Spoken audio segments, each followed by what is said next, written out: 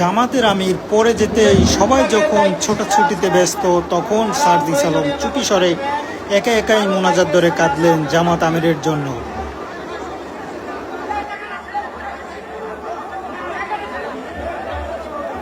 আপনারা অবস্থান করুন নিজ নিজ জায়গায়।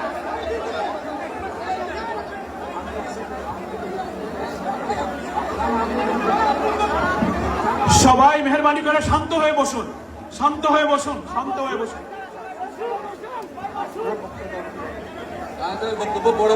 আপনারা সকলে ভাইরা, আমিরে জামাত একটুখানি অসুস্থ হয়েছেন গরমের কারণে হয়েছেন, কিন্তু উনি বারবারই চেষ্টা করছিলেন বক্তব্য দেওয়ার জন্য। ডাক্তাররা বলছেন ওনার আর বক্তব্য রাখা ঠিক হবে না। ওনার যে বক্তৃতা